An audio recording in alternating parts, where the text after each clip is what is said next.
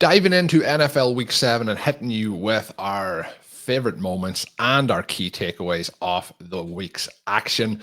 This was a pretty wild one, Shawn. We've been very optimistic, I think, very excited about how the games have been going, how the NFL has kind of maybe even started to shift in this early, almost half a season at this particular point, but versus what we were looking at, last season, 2 seasons ago, and how defenses were starting to take away some things. Teams were running the ball a lot more. The last couple of weeks, and mainly the majority of the season, there's been a lot of bright spots. And I think we're starting to get to the point now where some teams are putting stuff on film that's having success against some of the defensive changes that now other teams are starting to add and implement into their schemes and game plans as well. So there's a lot to be positive about from that direction. But then players making big plays, quarterbacks giving their players opportunities to make big plays.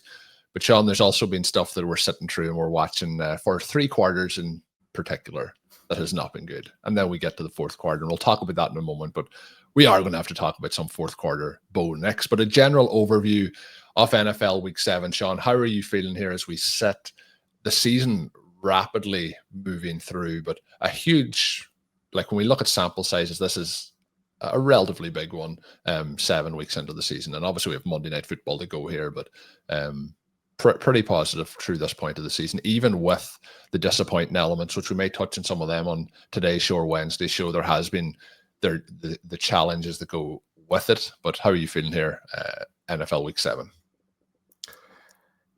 Yeah, this is what we signed up for, right? When we all got into fantasy football, it was for this level of scoring. Now, there was still a lot of bad football, as you mentioned. The first wave of games yesterday, and you can include the London game in that, they were bad. Now, Thursday Night Football got us off to a great start. You get the Joe Flacco, Jamar Chase experience. That pretty entertaining.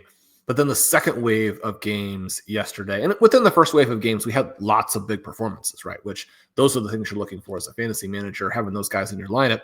The second wave of games, I mean, that's NFL football. You have a great game where your Packers trail more than they had trailed the entire season to that point and pull off the victory against the Cardinals.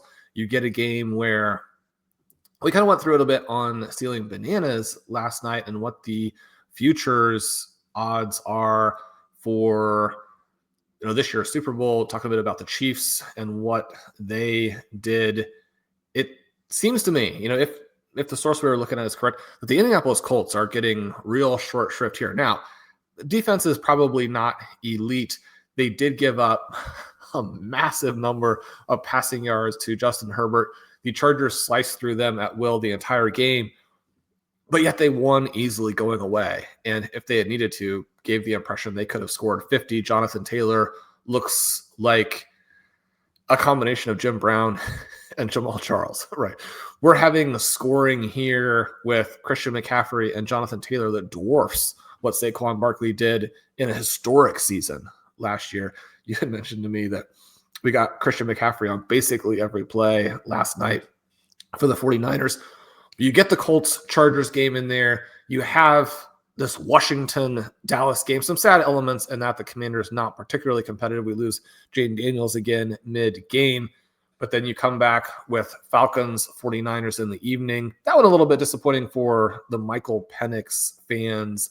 But what the San Francisco 49ers have done, I mean, they've had some seasons recently that were disappointing. They've kind of bounced back and forth from being the NFC's Super Bowl entrant to simply being bad last year. What they've done with the injuries in this season, I think you've got to give Kyle Shanahan more credit for this year than maybe any other year with what they have done, how they kept their team ready.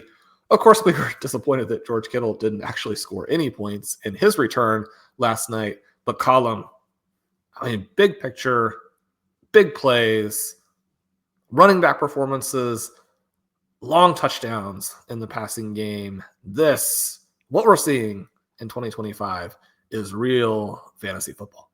Yeah, I think it is. And I think it's, putting a spotlight on the star players. Unfortunately, we have had some of the injuries early in the season. We've lost some of those guys. And you mentioned Daniels. We'll potentially touch on him as we move through the show today. You did talk with some of these games about Ben, or with Ben on Stealing Bananas. So we are going to try and keep this fresh. We're talking about bananas, Shawn. You don't want rotten bananas. So we'll keep this here nice and fresh over here and go in kind of a different direction with how we talk through it. But one of them that I do have to talk about that you did talk about, and that was the way that the Denver Broncos come back and beat the New York Giants.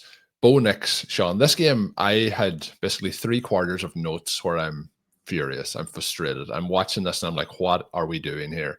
Everything short of the line, everything short of the sticks on third down, just not looking good. And they're not moving the ball relatively well. And lots to be disappointed about early in this one. They're giving targets to pretty much everyone who's suited up on the roster for the day.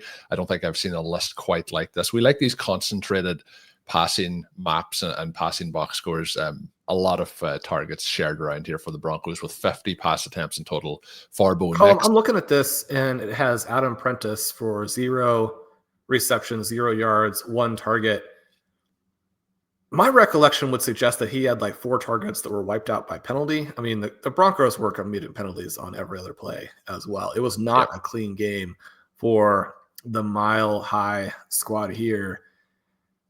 The box score does not give you an adequate impression of how involved number 46 was, and I just don't think that's good.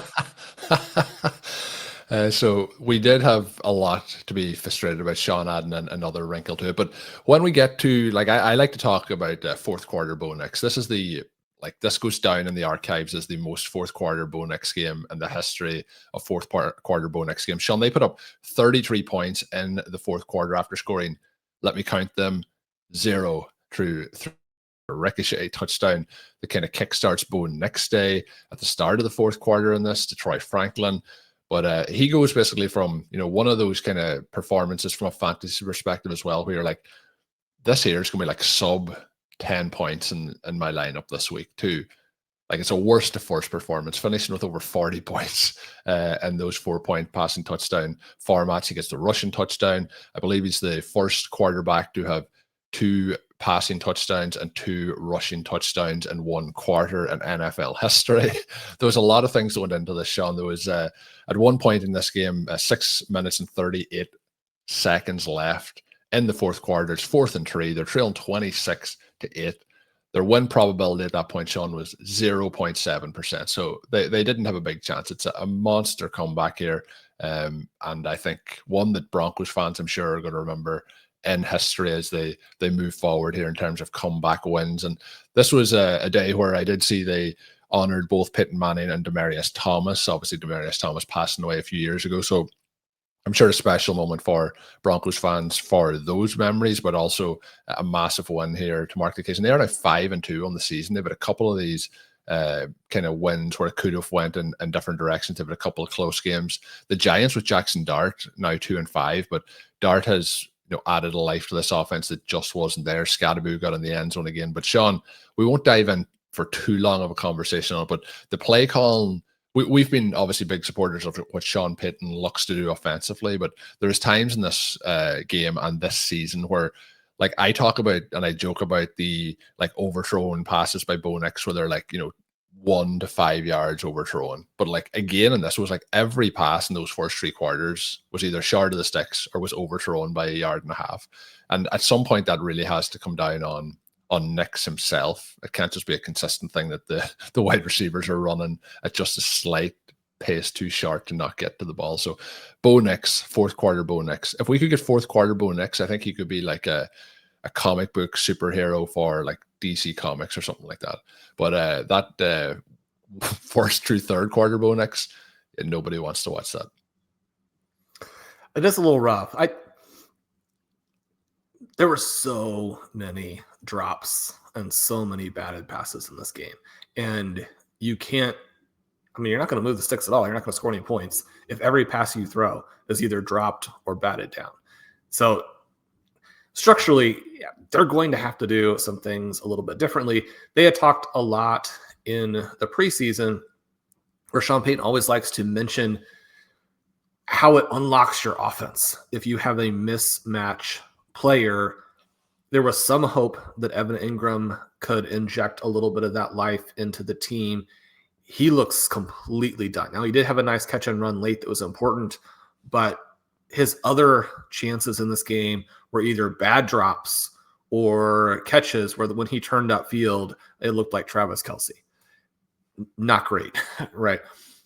There was hope that RJ Harvey could be that player.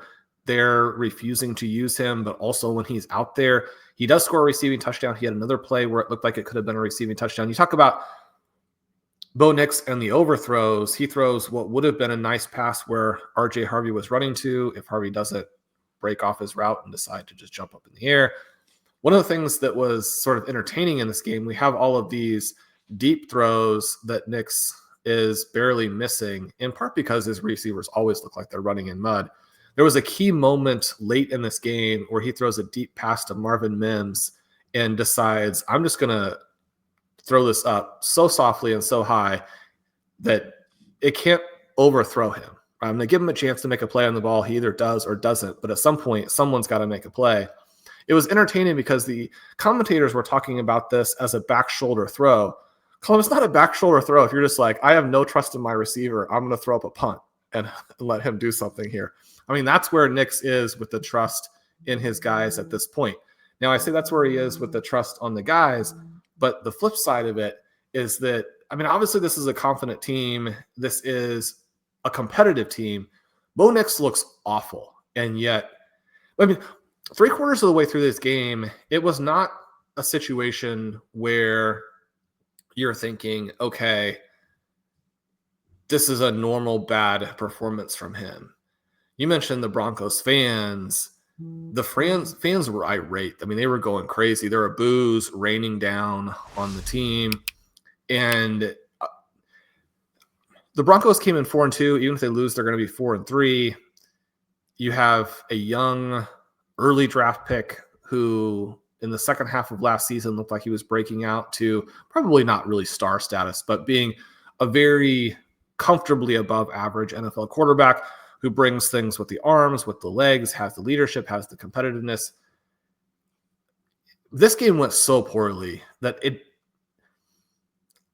without knowing what was going on inside the minds of the coaches, it just didn't seem like it was possible that Jarrett Stidham was that far from entering this game.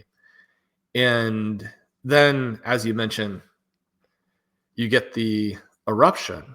And so that's positive, right? This is a team that isn't going to give up. Their quarterback's not going to give up. I always reference, or occasionally reference how humorous I think the QBR stat is. This is a game where the QB was probably a play or two away from being benched and finishes with an 82 QBR.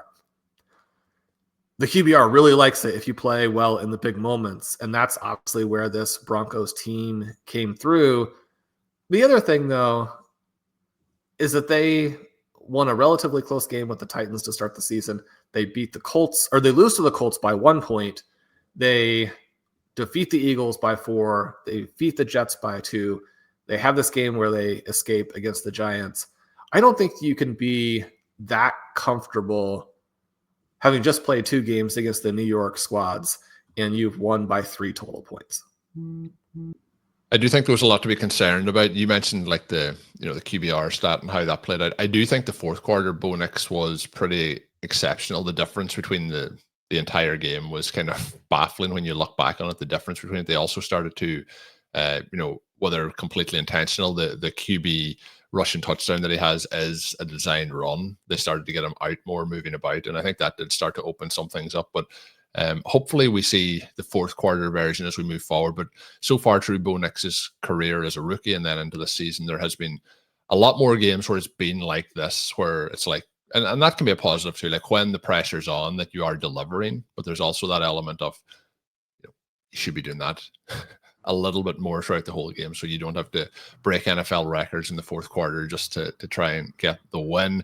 The Giants did, have some impressive performances in this one, but a disappointing loss, I'm sure, to them. But they're a team that's obviously developing for the future, but they do have a number of fantasy assets in Jackson Dart and Cam Scadaboo that are going to be very vital to teams as we move forward here the rest of the season. Shawn, you and Ben did talk about the Packers game in quite a bit of depth, but I did mention last week the kicker situation for the Packers, and Josh Jacobs was questionable coming into this one this week, but also the Packers with a questionable kicking situation and who would start for them.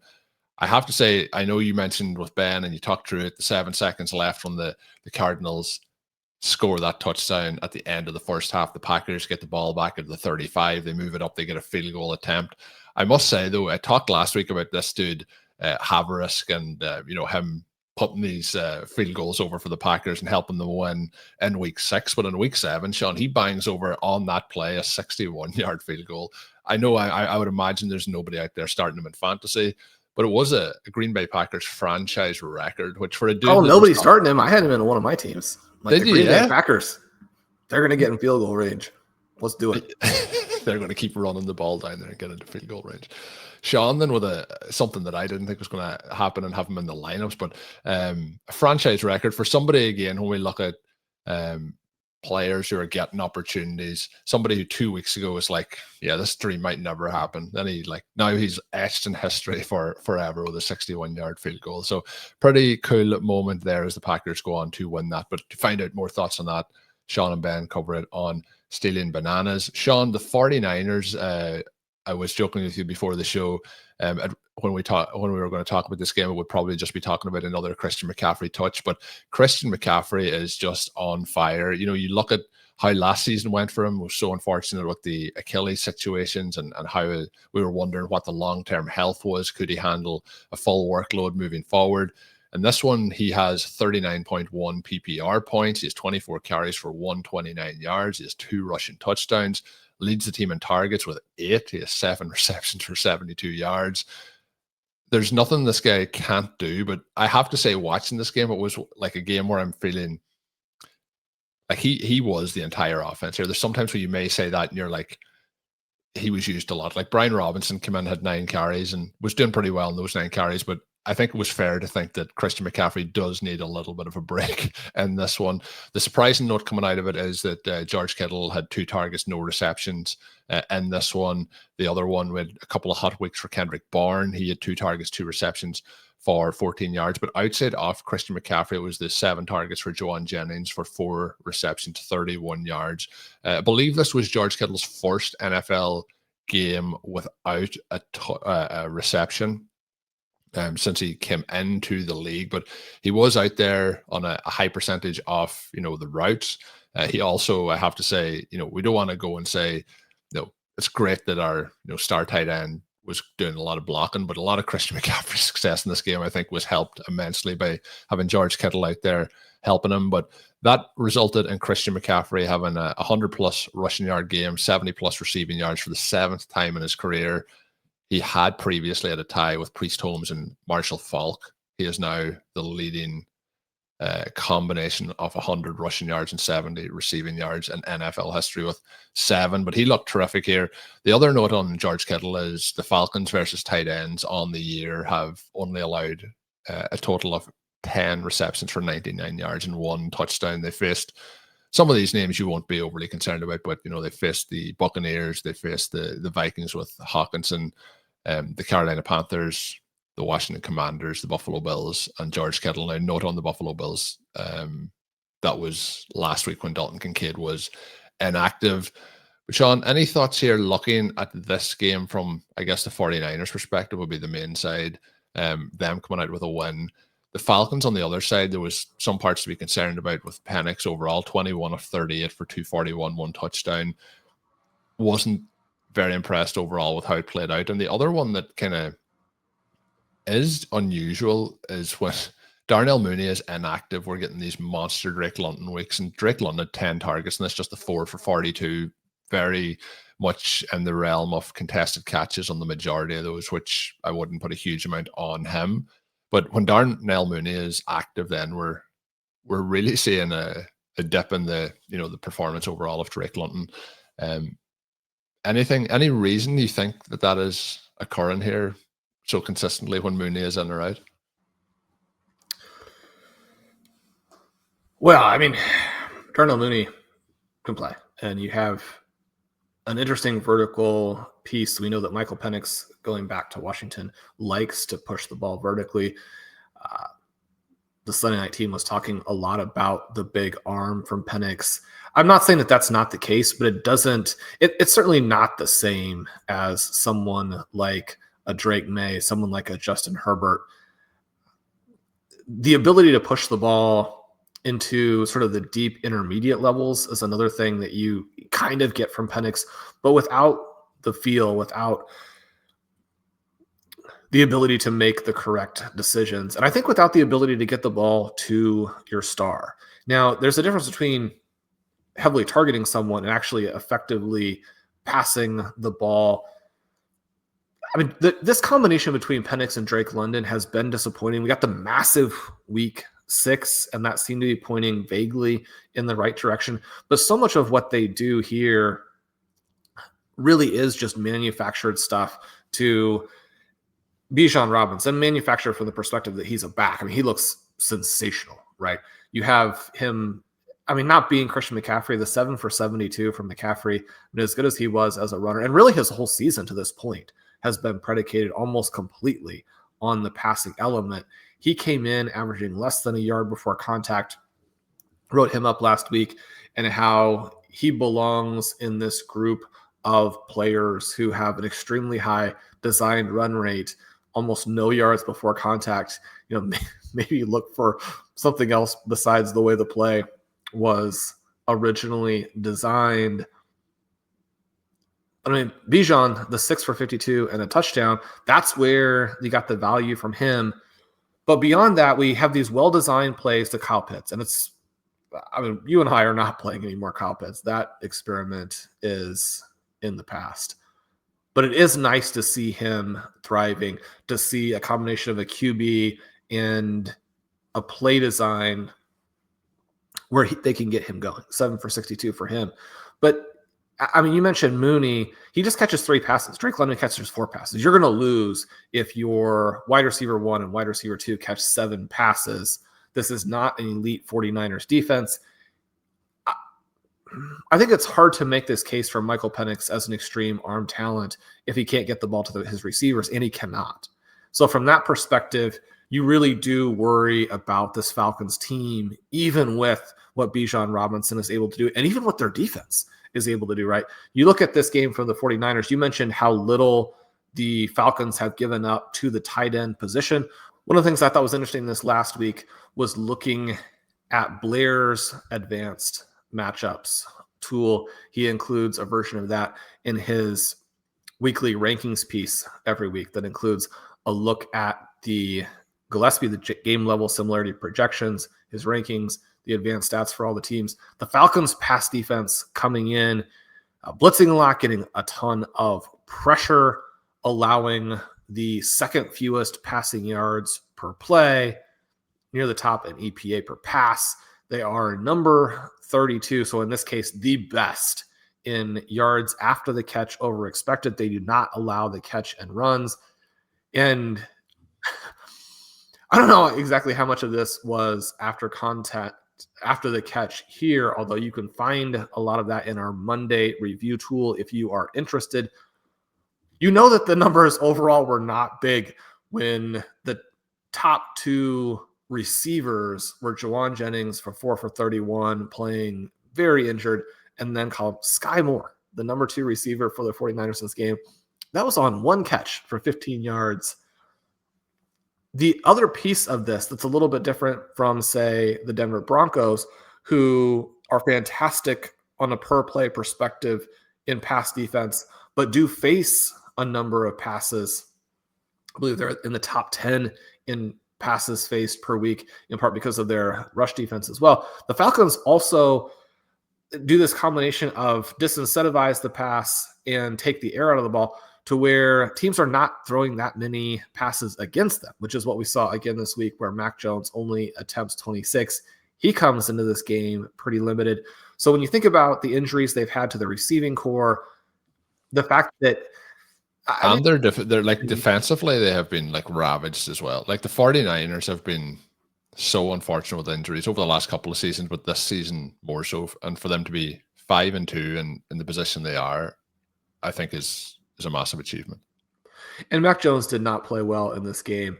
And yet at the same time, it's really cool to see him battle. It would be interesting to know if he were the guy with the big contract and the starter, and Brock Purdy is the guy kind of brought in to be the backup and kind of get the team across.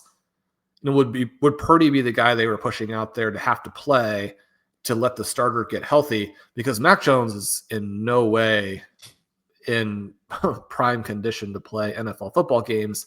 They still are able to get through. Fantastic performance from this 49ers team and 49ers coaching staff. I really want to see Michael Penix get the ball to Drake London. We talk about the design on the plays to Pitts. I mean, there are 10 targets here, but this coaching staff has to get better early read, early in the progression, opportunities for London. So it doesn't feel panicked. It doesn't feel late. It doesn't feel like something we're trying to develop in the second half of games. You've got to get your theoretical star involved in the offense. This has to be Robinson and London playing off of each other, not a thing where London catches passes if nothing else works, or if you hit an emergency, or if you're winning easily, right? I mean, he's got to be the guy you can rely on in games like this that you need to win. I mean, this is a game the Falcons probably should win. If they do win, they go to 4-2, and they're in great position in the NFC. Losing it 3-3, you got a lot of work cut out for you. And then on the other side, just with the 49ers, you mentioned the way they're receiving targets and so on played out.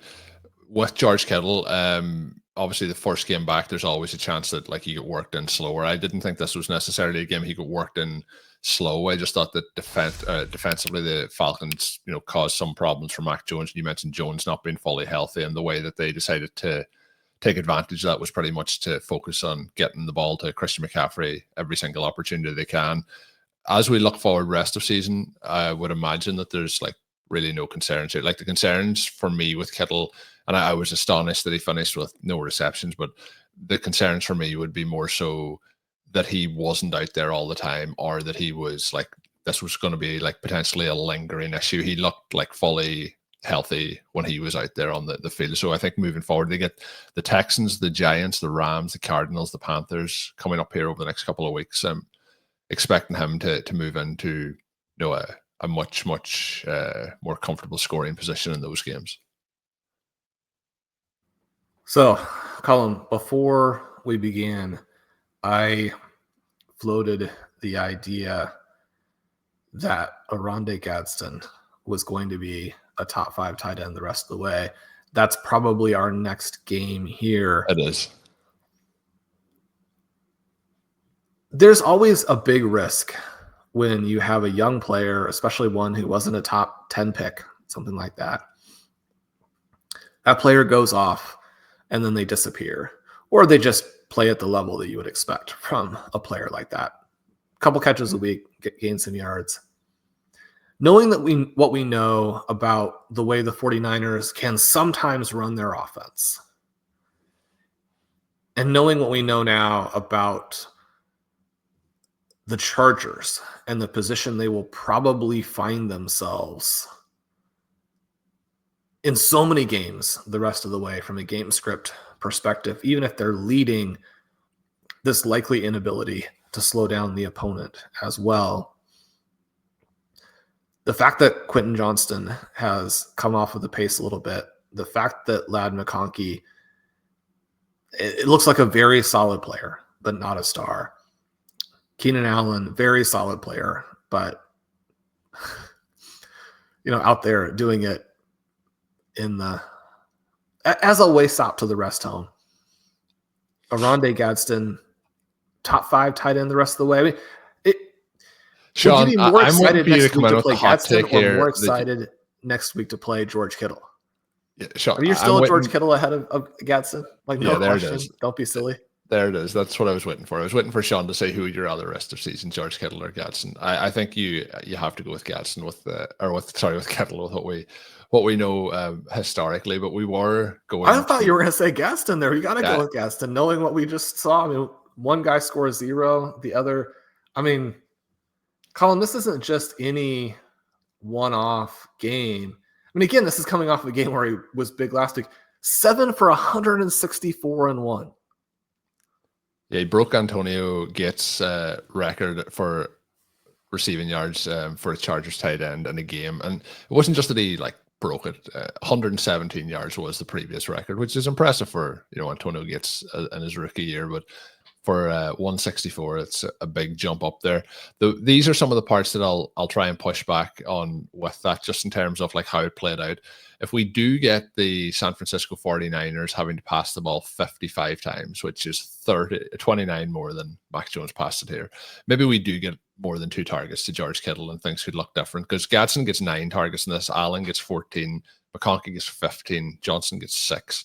55 pass attempts for Herbert, as I mentioned, 37 completions, 420 yards passing, Shawn, 3 touchdowns. There was a lot to go around. This was when we talk about pies, getting a slice of the pie, there was a lot of pie to go around this Chargers offense, but an incredibly impressive performance. There is a kind of a scary moment for Gadsden early enough in this game where he makes a nice reception, gets hit on the knees in the blue medical tent, but he did come back in, obviously, and continue his day there. You mentioned Keenan Allen as well. Last week I did mention that I thought that he had faded from that early portion of the season to the last couple of weeks. He does have 119 yards, a touchdown, 11 receptions on 14 targets.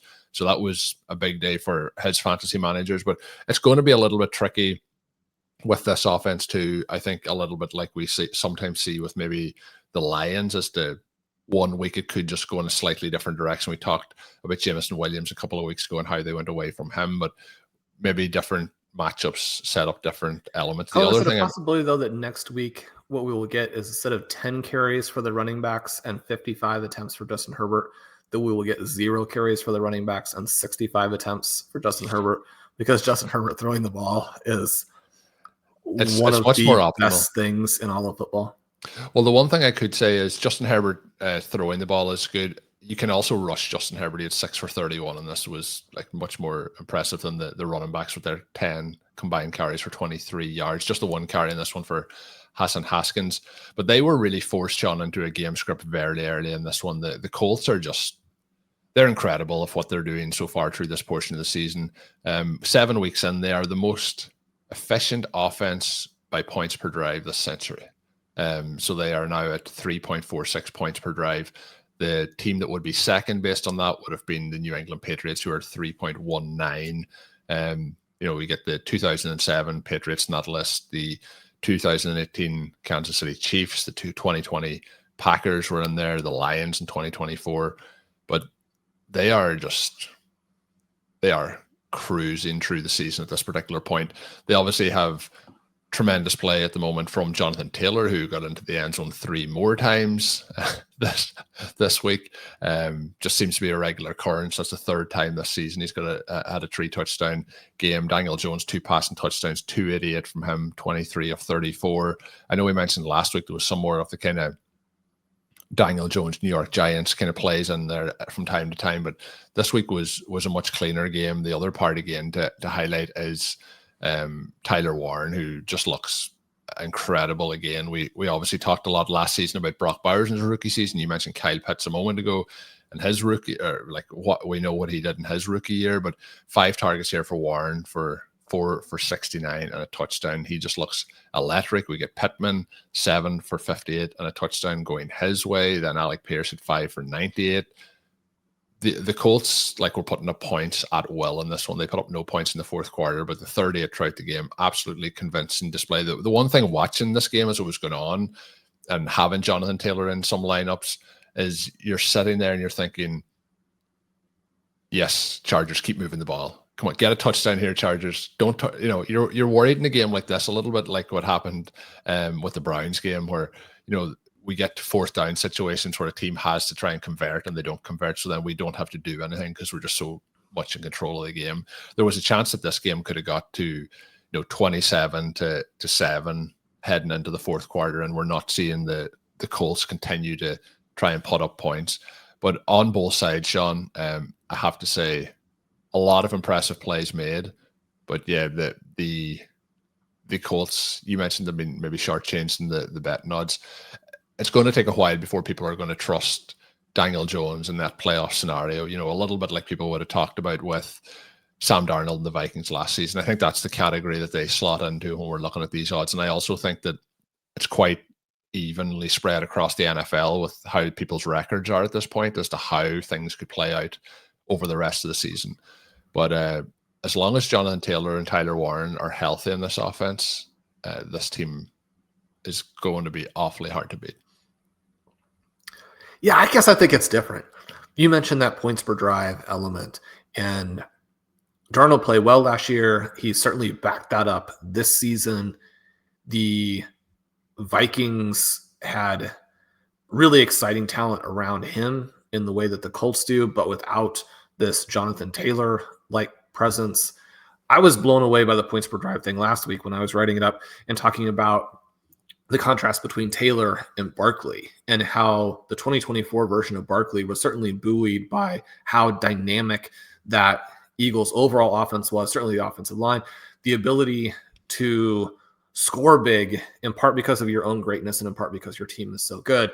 You flash forward to this season and the contrast between where the Colts are from a point per drive perspective and where the Eagles were, it's like the Eagles down to some of the worst teams in football. I mean, that's how big we're talking about for the gap and what that's meaning for Taylor right now, who, like I mentioned at the top, in his own right, looks absolutely sensational. I mean, Alec Pierce looks great in this game. And if Alec Pierce, if they're getting contributions that deep in the lineup, Michael Pittman had a really strong performance in his role. And this is a game where they don't even have Josh Downs. I mean, like you're mentioning, they could have continued to score and score and score. There was nothing stopping them. The thing I was going to interrupt with there is Jonathan Taylor, since he came out of college, is somebody we've talked a lot about. And we often talked in the last couple of years about it's not the same as it was early in his career. And we did that with Saquon Barkley as well, post his injury until last season, there was a kind of a gap in what he could do. But I think this is the best Jonathan Taylor's ever played in the NFL. Would you agree with that? He looks fantastic. You almost kind of flash back in your mind to the NFL draft that year and think what teams might have needed a running back at the end of the first round. Are we still talking about that? I thought there was I can't even remember what it was. There was something that I mentioned on one of the recent shows where I was like, "Oh, I'm not. It doesn't even bother me anymore." And obviously it did, whatever it was. But Shawn referring there too. Nope. Just there's possibly. There were probably multiple teams. We haven't brought that up. Probably multiple teams out there that could have used a Jonathan Taylor. Colm, we have Tyler Warren here with the big game, as you mentioned. And he's been fantastic. He had a monstrous season in 2024 in college. He's drafted very, very early, right? The Colts and the Bears both made big statements with their tight end selections. You have Gadsden here, who was drafted later. The Chargers have said good things about him. They're now using him. It's important to note when we're looking about the trajectory of some of these guys that back in 2022, as a sub-20-year-old player, he went for 969 receiving yards at Syracuse in 12 games, right? Not one of these 15, 16, 25-game college seasons, whatever they're allowing them to do now. 12-game season, averages almost 16 yards per reception. He's up there at 2.8 yards per team attempt. He has a 33% dominator, which is equally balanced between receiving yards and receiving touchdowns. This is a receiver level breakout. Now, again, Gadsden is not one of these big tight ends. He's a bit of a tweener. He's a bit of a pure receiver, and yet that's what fantasy is about, is receiving. He backs that up with a 900-yard receiving season again last year. This is not a massive performance from someone who doesn't have a track record. Oronde Gadsden is a fantastic receiving tight end as a prospect, right? And then when you start to see him do it at the NFL level with this game crushing an Antonio Gates record, if you have him on your roster right now, you've got to be very, very excited. I mentioned that I picked him up on a couple of teams, including the one I did with the ship chasing guys. He wasn't in the lineup last week or this week. He probably will be in the lineup sometime in the future. That team doing well. Fortunately, it makes it tough lineup decisions. Colm, the Jonathan Taylor thing too is one that it really piques my interest. Are always the ebbs and flows of NFL careers, even for superstars, right? Monty Fawn and I have an RV Triflex team where several years ago we traded Joe Burrow, and some other small pieces, not super relevant. For Jonathan Taylor, some other small pieces, not super relevant. And that trade looked catastrophically bad for several seasons. And I think that you could argue that we should not have done it. And yet, what Taylor is doing right now explains why you would. And it kind of goes back to this piece. I wrote about it a couple weeks ago on the site. Check that out if people are interested in. But this element where quarterbacks, and certainly as great as he is and as great as his weapons are, Joe Burrow is a passing QB. He's a passing QB with a tricky injury history. Even if he does end up still going and playing for another 10, I mean, at this point, 15 years, some of these guys are going to play deep into their 40s and play pretty well. The impact that a player like Jonathan Taylor can have in the years where he is healthy and at his peak is going to do substantially more for you, especially in certain types of Superflex league. Don't get too up or down about trades that you make, and certainly try not to compound a perceived error or maybe a real error by selling low on someone when they're in that trough. If you have a Jonathan Taylor talent on your roster, do try and hold them through this moment. We were lucky enough to win last year because of his last 3 weeks. His 2025 season is certainly putting us in decent position this year. So we are getting closer to the end of this one, Shawn, but I am going to finish up for people with players on the Chargers and people with players on the Colts. My question is going to be for next week, though. Both of these teams are facing the Titans over the next 2 weeks. The Colts face the Titans at home this coming Sunday in an NFL weekend. I mentioned that with the Chargers, I was kind of hoping as that game went along that they would, keep at least keeping it within 2 scores. Shawn, how many quarters is Jonathan Taylor going to play for an NFL weekend? Will it be one, just the first quarter? You're suggesting that we will get fourth quarter Bo Nix for Jonathan Taylor in the first quarter. If they score 33 points in the first, he gets in the end zone 3 times, has 2 60-yard runs. Can't be too greedy. We've had a couple of games this season where bad teams play bad teams and the games just don't do much for fantasy. But then usually not at this point of the season it's this obvious, but this is one of the true first games where I've felt this is a key team in the Colts for fantasy production, and they're going up against a team this bad. And we kind of got it in a way. We're going to talk with the Chiefs on the Wednesday edition and dive into them, because I think there was a lot of interesting stuff with the Chiefs with Rice back and how things played out. But that was a game where you're like, this is, not even an NFL game. But I feel like the Colts next week against the Titans is probably going to go in that direction. So hopefully we just get the points from those fantasy assets to help our teams win an NFL Week 8. We are going to close it up there for this edition of RotoViz OT. If you want to sign up over at RotoViz and get yourself access to all of the articles and content up on the site, Shawn mentioned the Gillespie app or the GLSP. You can find that up there as well. It gives you some projections for what the occurrences for performances across different formats would be on a particular week. You can use the code RVRadio2025 at checkout to get yourself a 10% discount while signing up. Of course, you can drop us a written review in your favorite podcast app. We would really appreciate that. But until we are back with that Wednesday edition of RotoViz OT, my name's Colm Kelly. You can follow me on socials at Overtime Ireland. My co-host is Shawn Siegele. Check him out up on rotoviz.com. And until then, have a good one.